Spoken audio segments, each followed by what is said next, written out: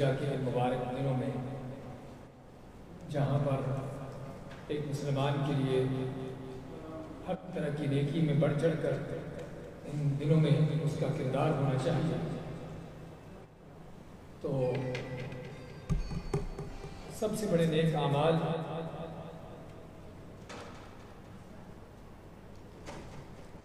جو ہمیں ان دنوں میں کر سکتے ہیں، ان نیک اعمال میں سے سب سے عظیم عمل جو ہے وہ اللہ کے دین کا اس کی سمجھ بوجھ حاصل کرنا اور خصوصاً اللہ کی کتاب قرآن کریم کو سمجھنا۔ یہ بھائیوں جو سب سے عظیم ترین عمل ہے جو ان دنوں میں ہم کر سکتے ہیں۔ ہمارے عام طور پر جب نیکی عبادت کی بات آتی ہے تو ذہن میں نماز کا تصور آتا ہے، روزے کا خیال آتا ہے، صدقے خیرات اس کا ذہن میں آتا ہے کہ یہ صدقہ خیرات کیا جائے، کوئی ذکر اذکار کیا جائے، کوئی شک نہیں کہ ساری عبادات یہ ساری عبادات ہیں، اور لیکن کہیں بیٹھ کر قرآن کو سمجھ بوجھ حاصل کرنا، اس طرح کا درس کہ جہاں پر اللہ کے دین کو سیکھا سکھایا جاتا ہو، یہ بھی کوئی عبادت کا حصہ ہے۔ عام طور پر اس کا تصور نہیں ہوتا۔ حالانکہ بھائیوں اصل عبادت یہ ہے کہ جس عبادت کا جس وجہ سے جس عبادت کی بنیاد پر آپ کا پورا دین اس کی اصلاح ہوگی، آپ کی عبادات جو باقی ہیں وہ صحیح ہوگی، اور اس کو نہ سیکھنے کی وجہ سے آپ کے بہت سے اعمال جو عبادت کے طور پر کر رہے ہوں گے غلط ہوں گے۔ آپ نے واقعہ سنا ہوگا حدیث میں، نبی کریم صلی اللہ علیہ وسلم مائک بنی اسرائیل کا ایک آدمی کہ جس نے 99 قتل کیا، 99 قتل کرنے کے بعد اس کے دل میں آتا ہے کہ اللہ کے ہاں جانا ہے، حساب کتاب ہونا ہے، تو توبہ طائب کرنا ہونا چاہیے۔ تو کسی پوچھا میں کس سے جا کے پوچھوں، کس سے مسئلہ دریافت کروں، تو لوگوں نے کسی درویش کا نام لے دیا کہ وہ اللہ کا بندہ بڑا اللہ کرنے والا ہے، وہ تم کو بتائے گا۔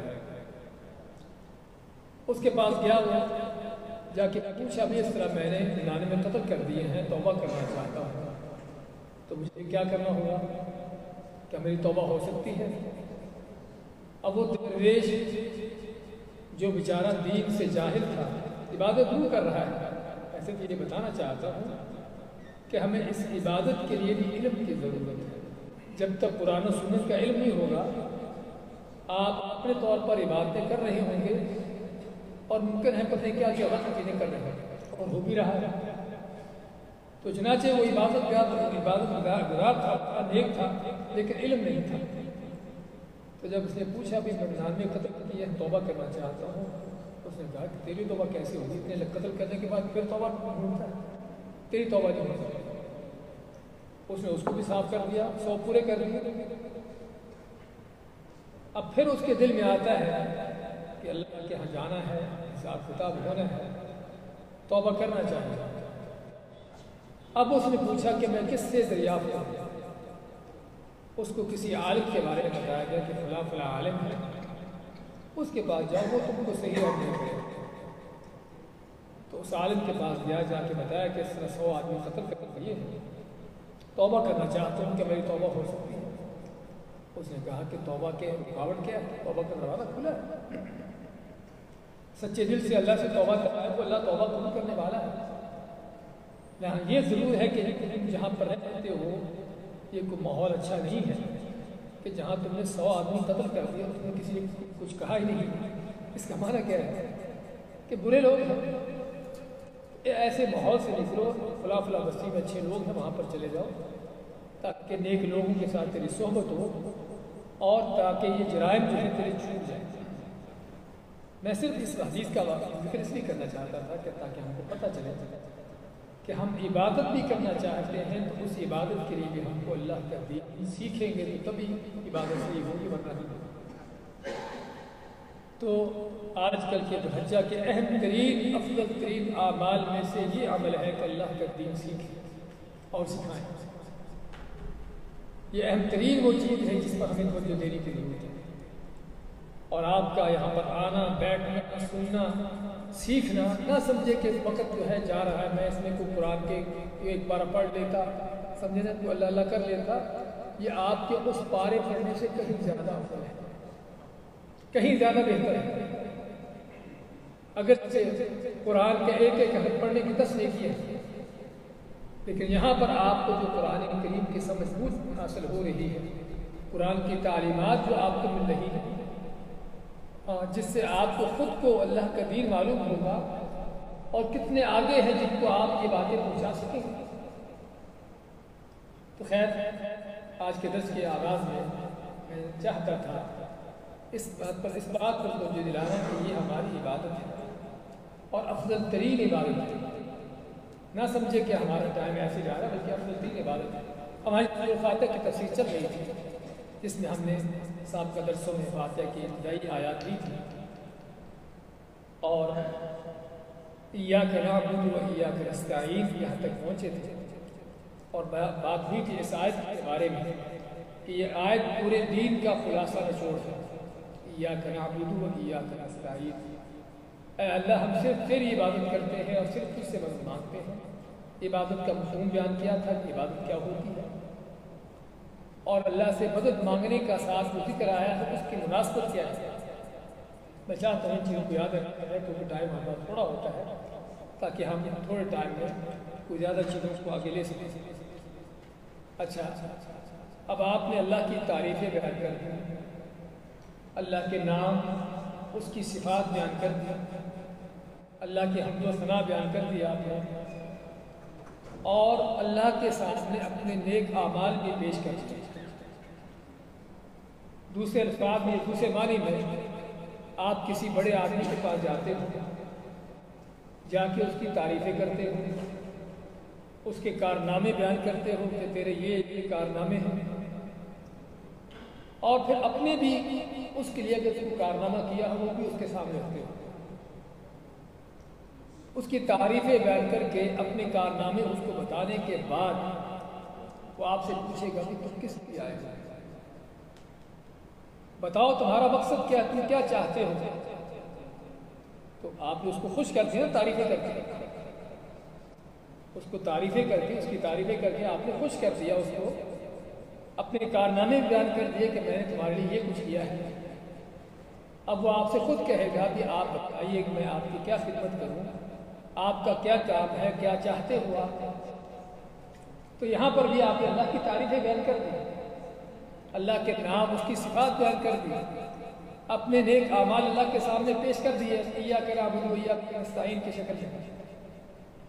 اب آگے اصل مقصد جو ہے تعریفیں بیان کرنے کا، اللہ کی حمد و ثنا بیان کرنے کا اصل مقصد آگے آ رہا ہے، وہ کیا ہے؟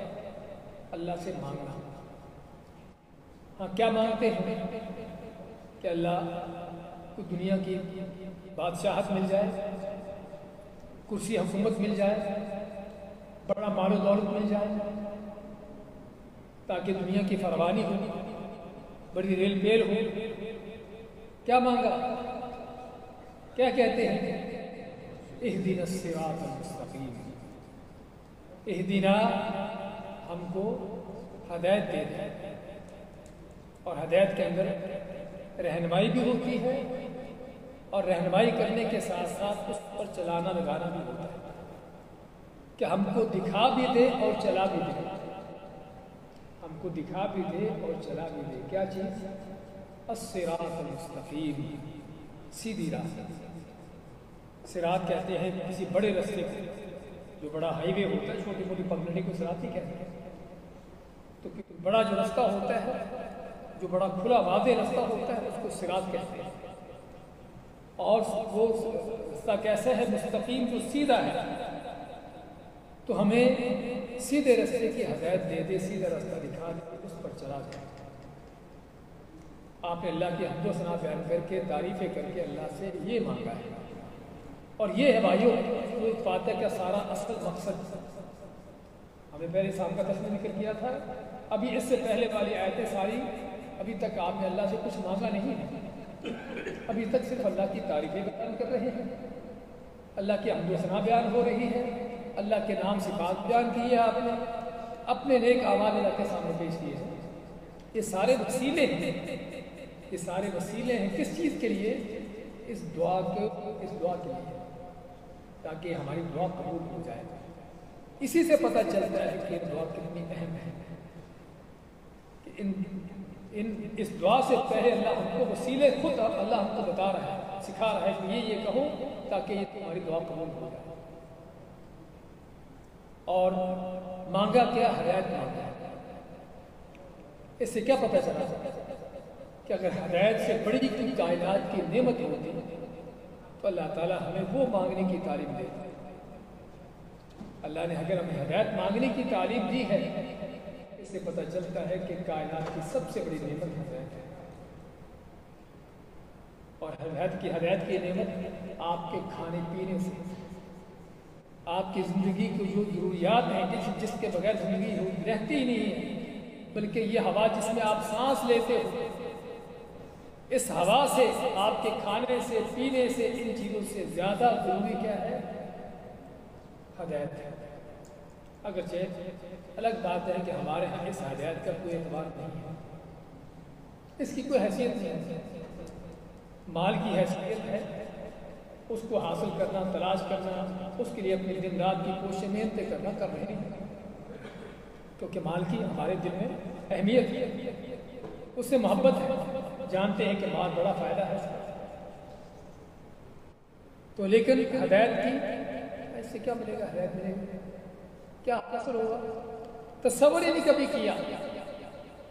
حالانکہ میں چاہتا ہوں ذرا میرے ساتھ تھوڑا چلیے تاکہ ہم دیکھیں کہ کھانے پینے کی ضرورت بڑی ہے یا ہدایت کی ضرورت ہے. آپ کو کھانا پینا میسر نہیں ہوا, یا کسی آدمی کو کچھ کھانے کو نہ ملا, بھوکا مر گیا, لیکن تھا وہ ایمان پر, تھا وہ نیک ہدایت پر تھا. زندگی اس کی دنیا کی ختم ہوگی, ختم ہونے سے پہلے بھی ویسے اس نے ویسے بھی مرنا ہی تھا, بھوک سے مر گیا, ایسے اسے مرنا ہی تھا, تو بھوک سے مر گیا تھا. لیکن ایمان کی حالت میں ہدایت کے ساتھ تو مر کے کہاں گیا؟ ہمیشہ ہمیشہ کی جنت. اس کا مطلب کہ اس کے مرنے سے کوئی خسارہ نہیں ہوا, کوئی نقصان نہیں ہوا, اس کو اپنے مرنے کا کوئی نقصان نہیں ہوا, بلکہ دنیا کی مشکلات سے نکل کر ہمیشہ ہمیشہ کی جنت میں چلا گیا.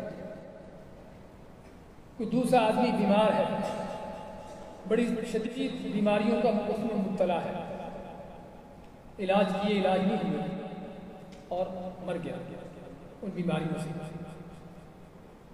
لیکن ایمان کے ساتھ, ہدایت کے ساتھ بیماریوں سے جان چھوٹ گئی, تکلیفوں سے جان بچ گئی اور ہمیشہ ہمیشہ کی جنتوں میں چلا گیا. اس کی موت جو ہے اس کے لیے اور راحت و آرام کا پیغام ہے. اور یہی ایک مسلمان کا بھائیوں موت کے بارے میں تصور ہے. قتیبہ بن مسلم ایک بہت بڑے سپہ سالار گزرے, مسلمانوں کے قائد گزرے ہیں, جنہوں نے یہ سارا ترکستان کا علاقہ, چین کے بارڈر تک ساری فتوحات کی. تو ان کے کسی کمانڈر سے ایک کافر سوال کرتا ہے کہ تم لوگ اتنے بہادر کیوں ہوتے ہو, مسلمان اتنے بہادر کیوں ہوتے ہو کہ چند لوگ ہوتے ہو, 100,000 ہوتے ہو, ہماری لاکھوں کی فوجوں پر تم ان کے فتح پا لیتے ہو, لاکھوں کی فوجیں بھگا دیتے ہو. اس نے کیا جواب دیا؟ اس نے جواب دیا کہ تم لوگ جتنی زندگی سے محبت کرتے ہو اس سے بڑھ کر ہم موت سے محبت کرتے ہیں. کس لیے؟ کہ موت ہمارے لیے عظیم الشان زندگی کا پیغام ہے. ہم تو موت کو ڈھونڈنے آتے ہیں. تو بات کر رہے تھے کہ مسلمان کے لیے موت کوئی ہوا نہیں ہے, کوئی مشکل چیز نہیں ہے. ایمان ہے, تقویٰ ہے, توحید ہے, سنت ہے. ہاں موت اس کے لیے ہمیشہ ہمیشہ کی جنتوں